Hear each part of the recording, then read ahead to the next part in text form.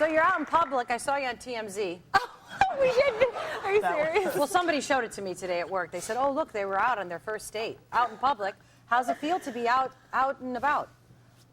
Amazing. I knew you were going to say that word. Time, yeah. Awesome. His favorite word. Awesome and amazing. How are you holding up with all the stuff that's happening to you, Vienna, and the tabloids and everything else? I'm doing okay now. We've been each other's strength through it, so it's just made us closer. And I mean, it's getting entertaining now. The stories. Next, I'm going to be an alien. Who knows? Well, what is this experience like? Because now you will truly get to know each other, right? Because could you possibly know each other, in that short of a time? I did. I definitely feel like I did. You know, the experience is very accelerated, but you don't have the bothers of the outside world. But in real life, you will. Yes. Yeah. So now it'll slow down.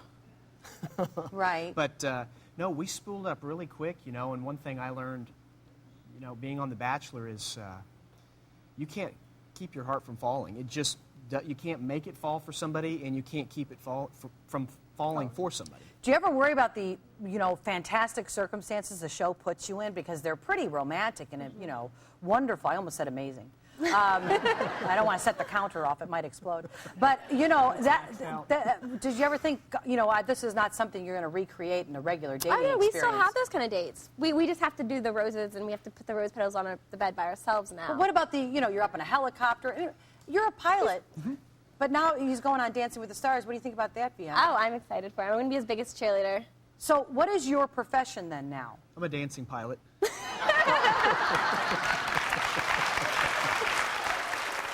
I mean, really, what happens to your real lives and your jobs? Are you now, you did The Bachelorette, then you went on to The Bachelor. Now you're going on to another reality show, your third one in a row, really, Dancing with the Stars. Can't believe it. How do you go back to a regular profession in life after that? Is somebody just holding a job for you? Is there like a... No, right now the airline industry there's just too many pilots. They've been cutting back capacity and the last thing they want to do is furlough or let pilots go. And so when I asked my boss, I said, could I take some time off? He said, come back when you want to, get off payroll, great. And they have absolutely been a blessing, getting behind me and everything. It's really been neat.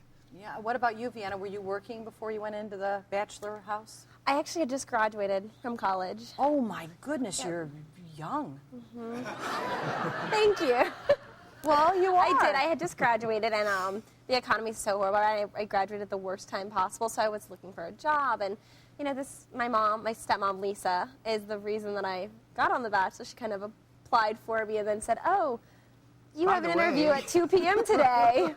So you were married and divorced. I was. And did you feel like, does this feel sudden? And okay, I was married and divorced when I was 19. Married and divorced at 19. So that's what, a few years ago? Almost 5 years ago. Almost 5 years ago? I'm turning 24 next year. Oh, okay. So yeah, that is a lot of distance, and I'm sure after that, I went home. I went to college for 4 years. I got everything out of my system. I worked 2 jobs. I worked really hard while I was in college and, learned from my mistakes. How did you feel about being, somehow, people got the feeling and that you were portrayed as a spoiled, rotten brat who had 5 cars because you kept ruining them? Those were your words, I think. It was. But, here's a chance for you to say, the spoiled, rotten brat part wasn't my words. No. I know. Every car that my dad has bought me has been a clunk, clunk, clunk, clunk. Oh, see, that's a different version. Wind it back up. And Please, yeah. start, baby.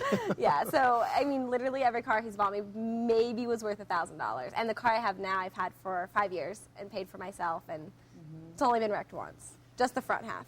So, I was...